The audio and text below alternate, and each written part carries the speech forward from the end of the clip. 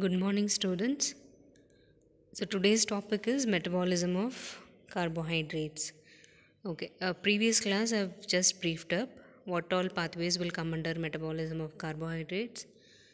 Okay, so from this class onwards, we will begin with the pathways. So, before going to the pathways, you have to know how carbohydrates are digested and absorbed. All this I've already told you, it is just like revision for you. So, concentrate and listen. Okay, so in metabolism, so what do you mean by metabolism? It is a process where a molecule will undergo chemical reactions to generate energy. Okay, and during this production of energy, there will be synthesis of new organic molecules also, and sometimes few compounds are getting eliminated from body also. So overall, we call it as metabolism. Clear? So what is metabolism? A compound or a molecule will undergo chemical reactions. It will generate energy. It synthesizes new compounds, or sometimes some compounds might get eliminated from the body also. Okay, that is metabolism. So we have two, catabolism and anabolism. Catabolism plus anabolism is equal to metabolism. So, what do you mean by catabolism? It is a breakdown process. Okay. Anabolism is synthesis process. Okay. So, all these products gets synthesized like phospholipids, proteins, triglycerides, glycogen. They are involved in either breakdown or in synthesis. And in catabolism, we have four phases. So, first is digestion. Next, there is intermediary metabolism. Third is oxidative pathway. And fourth is ETC. Okay. See, for example, whatever food we are eating every day, it might be carbohydrate, proteins, or lipids. So first, what is happening? It has to be digested first. It should be absorbed first. After absorption, it will undergo some pathways. Okay, so after that pathway, it will undergo oxidative pathway. Okay, that oxidative pathway is common for everything. Carbohydrate, lipid, protein, everything will undergo intermediary metabolism. It will come to oxidative pathway. After this, it will enter electron transport chain, that is your ETC. In ETC, we are getting ATP synthesis. So ATP is the one which gives us energy. So whatever food we are eating, how are we getting energy? It will undergo metabolism, common oxidative pathway, finally ATC. After that, it releases ATP. That is our energy. Clear? So phase 1 I told you, diet. So in diet, carbohydrate, protein, lipids. So that will undergo digestion. After digestion, it gets absorbed. Then common, so all will get to produce acetyl CoA. Then this will enter TCA cycle or Krebs cycle. Then phase 4, there is entering of ETC, synthesis of ATP. So this is what is taking place in digestion, absorption, that is your metabolism. Okay. So carbohydrates, how it is getting digested. So you have to know the carbohydrate sources first. So all these are carbohydrate sources: starch, glycogen, lactose, sucrose, maltose, glucose. All this we are taking every day in our diet, right?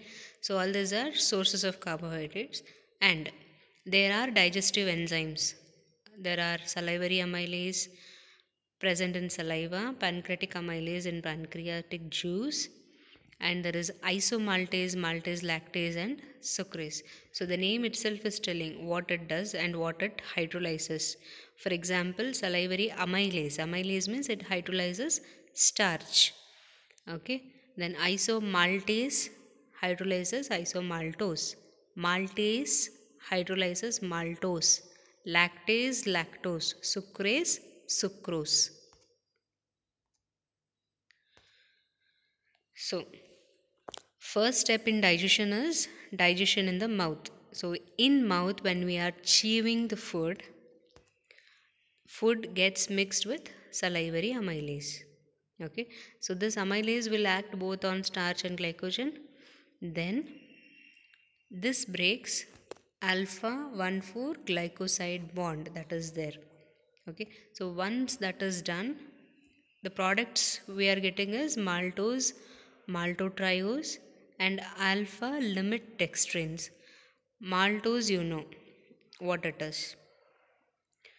Maltotriose, limit dextrins means 8 to 10 glucose it will have. Okay, maltose will have 2 glucose units. Then after mouth it is intestinal lumen. Here comes the action of pancreatic amylase. So pancreatic amylase is secreted from pancreas into the intestinal lumen. So whatever partially digested products are there no from salivary amylase, that will be acted by pancreatic amylase. So alpha limit dextrins, maltose, isomaltose are there no, that are they are broken further.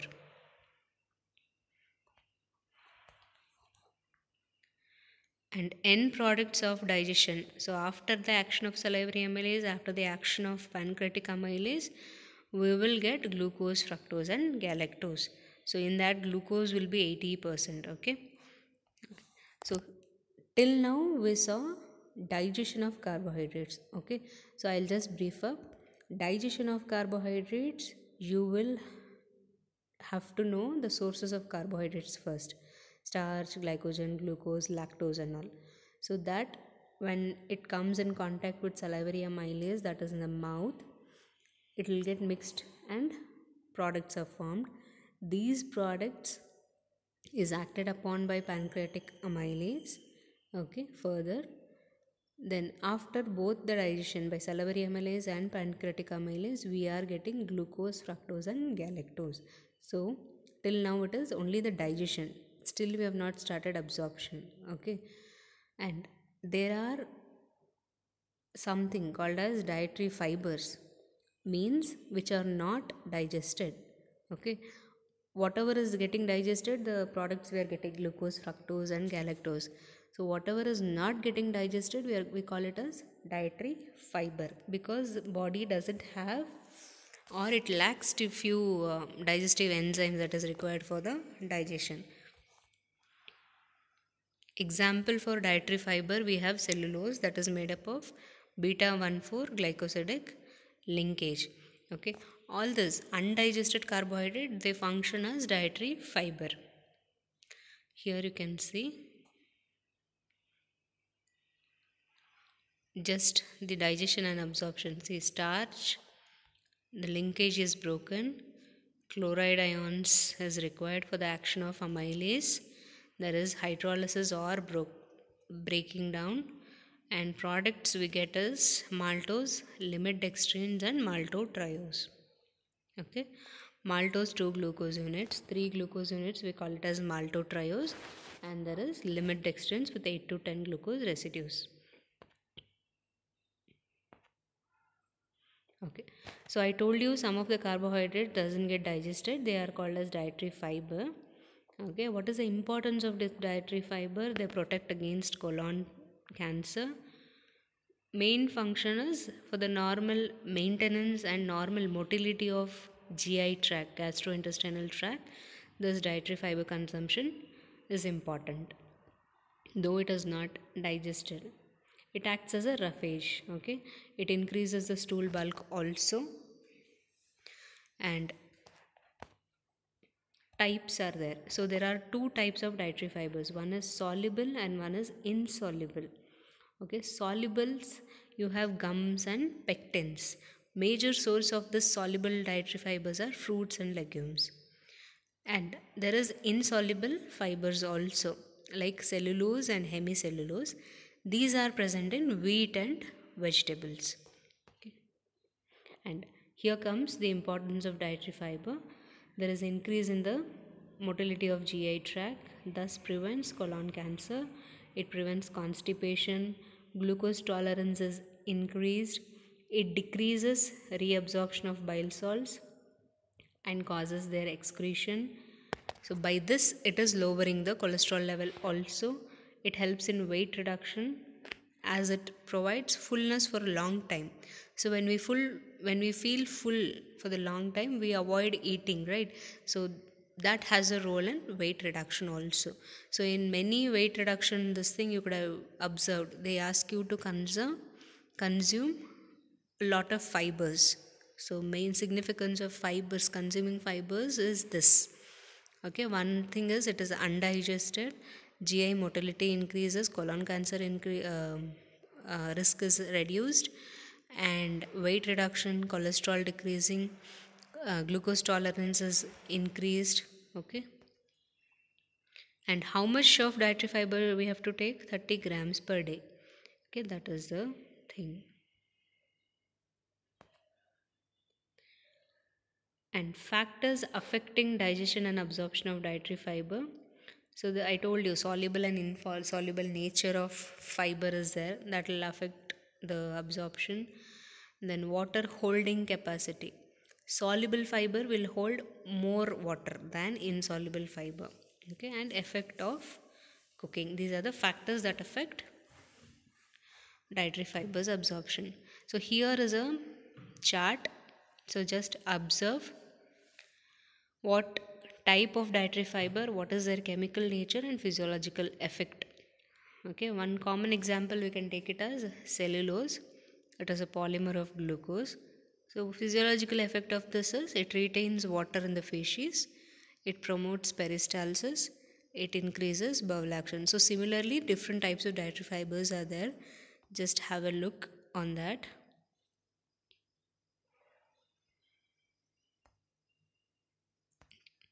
Significance I've already told you. One is bowel function, prevention of cancer, diverticulosis, the colonic pressure is decreased, then lowering of plasma cholesterol, lowering of blood glucose, all this. Okay. So till now, I hope you have understood how carbohydrates are digested, what are the products formed. Undigested carbohydrate, we call it as dietary fibers. Types of dietary fibers, sources, what is their significance and importance. Okay, dietary fibers most commonly they keep asking for 5 marks.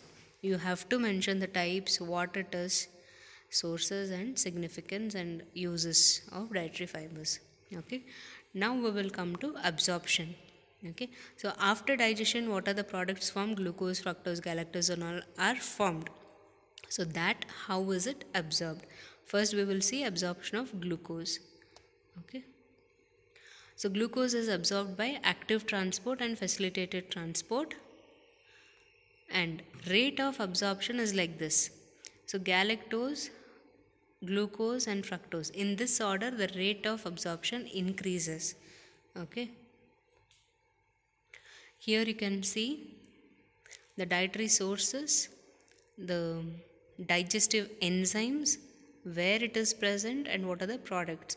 See, starch we saw, it is present in rice, as you all know commonly. Rice has starch, wheat also has. So here alpha amylase will act. Okay, alpha amylase will act on starch. Amylase is present, salivary amylase and pancreatic amylase, two sides also it is present. Products are dextrins, maltose and isomaltose. Okay, then glycogen, which is present in meat, okay, that is also acted upon by amylase, especially pancreatic amylase. Products are maltose and isomaltose. Lactose, it is present in milk, so that is why it is called as milk sugar. Enzyme is lactase. This enzyme is usually present in intestinal brush border cells. Products are glucose and galactose. Sucrose, called as cane sugar, sucrase will act on it. This is also present in intestinal brush border cells. Products are glucose and fructose. So similarly, other things also are there. So just have a look on that.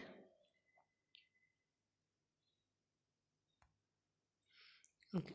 So I told you glucose absorption, it is active transport and facilitated transport. Two types are there for the glucose absorption. So here in this diagram you can see there are sodium dependent glucose transporters. To transport glucose, we want glucose transporters. Okay, so that glucose transporter is sodium dependent. So that is why we call it as sodium dependent glucose transporter. Okay, so here you can observe two red dots are there. They are sodium. This black color is glucose. So for the glucose to enter into the cell, sodium also is required. So first sodium will come and bind along with glucose. Then the transporter will change the conformation. It will get closed on the exterior side, gets opened on the interior side, then that gets released. Okay. And in intestine we have sodium dependent glucose transporter 1. In kidneys we have sodium dependent glucose transporter 2. Okay, so during treatment of diarrhea, ORS is given, right? So oral rehydration fluid, so that will have glucose and sodium in it. Why glucose and sodium? We want only glucose. No, why with sodium? Because the transporters are sodium dependent. Okay, that is why they give along with that. Or sometimes when we feel tired also at home we will drink, right? With a glass of water we put salt also, sugar also. You would have seen people advising to drink. If you don't get ORS, they ask you to take sugar and salt with water. So that is the reason is this. Okay, so next, so glucose transporter 2 is there. So this is uniport and facilitated diffusion system. So here you can see glucose transporter 2 on the intestine. The glucose will come and bind to it, then the transporter change the direction. Okay, then glucose gets released. So this is facilitated. The ping pong reaction is there. Conformational change. Just observe. Intestinal epithelial cell is there, intestinal lumen and blood. So in the intestinal lumen, glucose is there. That glucose, how it is entering the blood, that is what is shown in this diagram. So I told you 2 sodium molecules are there and glucose is there. That will go and bind on to the glucose transporter. Then both sodium and glucose gets into the intestinal epithelial cell. Then from there is facilitated diffusion and glucose is entering the blood through glucose transporter 2. Okay.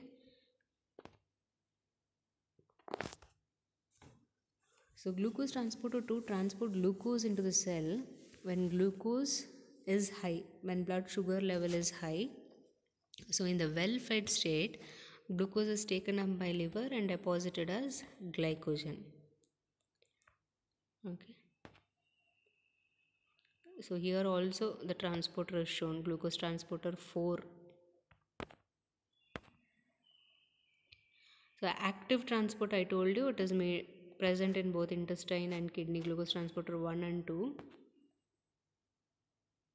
Secondary active co-transport energy is required indirectly. Okay, glucose is co-transported along with sodium dependent against the concentration gradient. So in exchange of potassium through sodium potassium ATPase pump. Okay, that is secondary active co-transporting.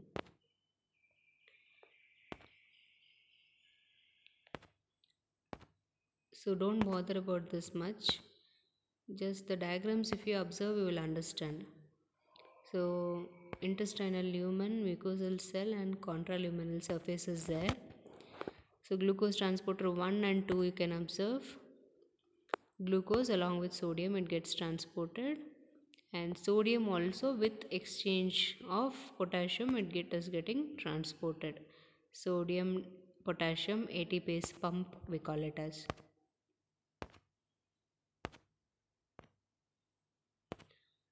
So these are the types of glucose transporters that is present in different locations.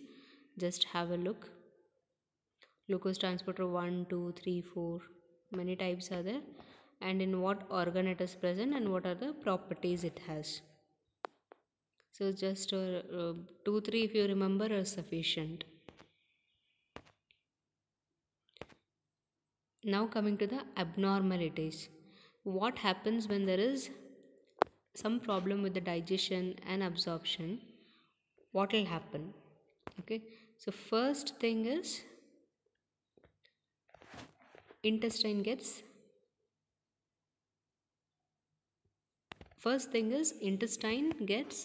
affected. Okay, when there is especially when there is deficiency of enzymes that breaks this disaccharides. Okay, so during that time there is problem with the intestine. So by the bacterial fermentation of the compounds, they are converted into 2 or 3 carbon compounds which are osmotically active, that retains water from the mucosa, that will cause diarrhea. So when you have indigestion also, you will experience the diarrhea, right? So why the diarrhea? Because the during bacterial fermentation, after the bacterial fermentation, when there is infections or when there is lack of enzymes, after the this breakdown, there is synthesis of 2 or 3 carbon compounds. So they are osmotically active and they will hold the water from the mucosa. That will lead to diarrhea. Okay, and there is large volumes of carbon dioxide and hydrogen gas also, so that is why there will be abdominal cramps and flatulence also. Okay, so one common condition for this enzyme deficiency is lactose intolerance. So some few people you would have observed, no, they don't like to consume milk, or they are allergic, they will say. So why? Because so that condition is called lactose intolerance. So why? Because there will be a lactase enzyme deficiency. So better to reduce milk consumption and go for green vegetables to ensure calcium intake. And one more option is they can take lactase tablet prior to the eating. Okay, so we have finished digestion and absorption of carbohydrates. I hope it is clear. Now we will see about glycolysis. Okay, glycolysis, the name itself is telling, it is breakdown of glucose. So glucose from the starch or glycogen and whatever source, it is digested, it is absorbed, it has now come to the bloodstream. Now how it is further broken down we will see. Okay, that is glycolysis. So it is also called as EMP, Embden-Meyerhof pathway also. So definition for glycolysis is glucose is split into 3 carbon compounds. So glucose, you all know it is 6 carbon compound. So that is split into 2 molecules of 3 carbon compounds. Okay, so that is pyruvate in aerobic condition and lactate in anaerobic condition. Okay, along with production of energy. So site, where is this glycolysis taking place? In the cytosol or cytoplasm. So these are the steps for glycolysis. So first, glucose, that is converted into glucose 6-phosphate. There is phosphorylation. Phosphorylation means addition of phosphate group. So glucose plus phosphate gives glucose 6-phosphate. Enzyme is hexokinase. Where is this phosphate coming from? ATP. ATP, adenosine triphosphate, gives one phosphate to glucose and becomes ADP, adenosine diphosphate. Okay. Now, glucose 6 phosphate becomes fructose 6 phosphate. There is isomerization. So here the internal structural changes are there. Molecular formula is same, the structure is changed. That is called isomerism. Phosphoglucose isomerase is the enzyme. Fructose 6 phosphate becomes fructose 1,6 bisphosphate. Okay, one more phosphate is getting added. That phosphate is also coming from ATP. It becomes ADP. Enzyme is phosphofructokinase. Next, fructose 1,6 bisphosphate is cleaved into glyceraldehyde 3 phosphate and dihydroxyacetone phosphate. Enzyme is aldolase. Here just cleaving up. Okay, one phosphate is given to glyceraldehyde to form glyceraldehyde 3 phosphate. One is with combination with dihydroxyacetone. Okay, this conversion of glyceraldehyde 3 phosphate to dihydroxyacetone phosphate is a reversible reaction. Okay, similarly glucose 6 phosphate to fructose 6 phosphate also is reversible. Okay, mainly here you have to observe the arrow marks, where it is reversible, where it is irreversible. Observe the arrow marks also. Next, glyceraldehyde 3 phosphate becomes 1,3-bisphosphoglycerate. Enzyme is glyceraldehyde 3 phosphate dehydrogenase.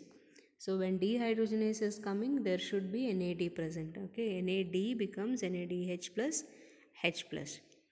1,3-bisphosphoglycerate becomes 3-phosphoglycerate. That means one phosphate is adding to ADP to form ATP. Previously you would have observed there is ATP utilization. Here this is one step whereas ATP is synthesized. This step is important, okay, and it is reversible.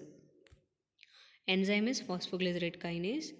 Then 3-phosphoglycerate becomes 2-phosphoglycerate, a reversible reaction. Phosphoglycerate mutase. 2-phosphoglycerate becomes phosphoenol pyruvate PEP. Enzyme is enolase. There is hydrolysis. Okay. Then phosphoenol pyruvate becomes pyruvate. Here also phosphoenol pyruvate is there. We are getting only pyruvate. Where is this phosphate is going? It is added to ADP to become ATP. Okay. So two steps here.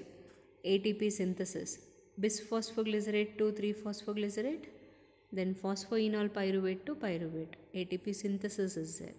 Enzyme is pyruvate kinase. Okay.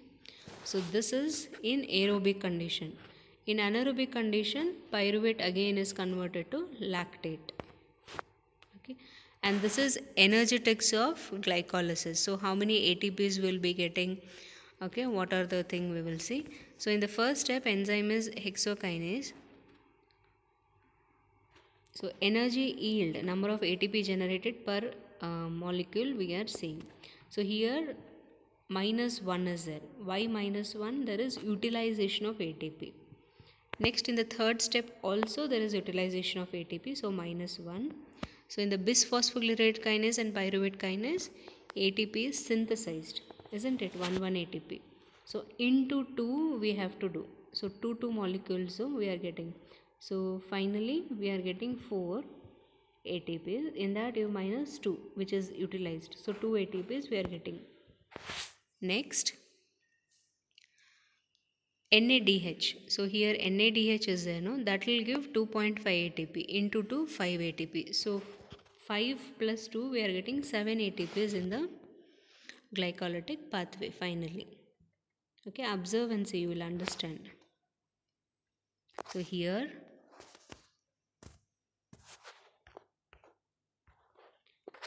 in hexokinase -1, fructokinase -1. Why? Utilization of ATP. In this 6th step and 9th step there is synthesis of ATP. So 1 ATP is there. Into 2 you have to do. Why 2? Because 2 molecules of pyruvate are synthesized. So 2 plus 2 4.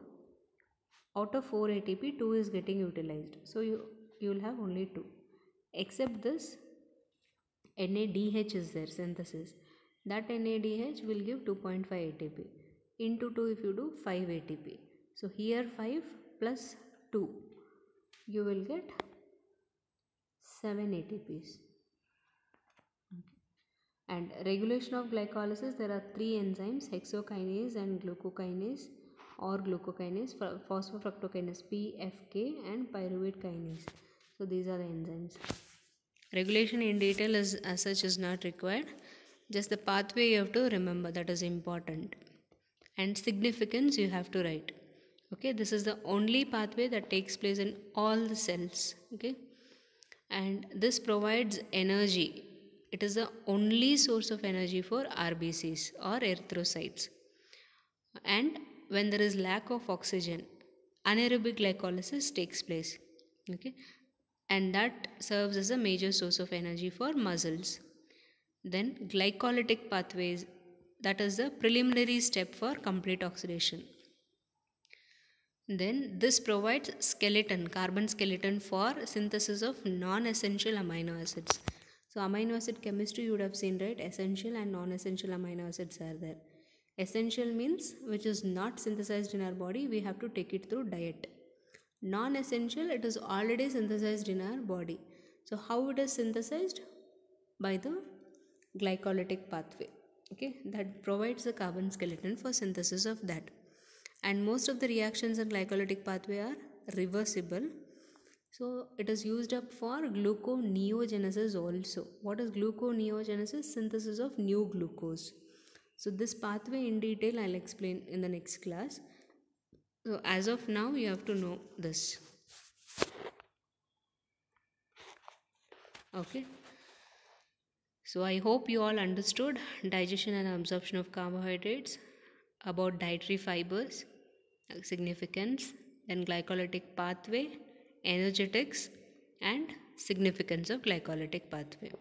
Okay. Thank you.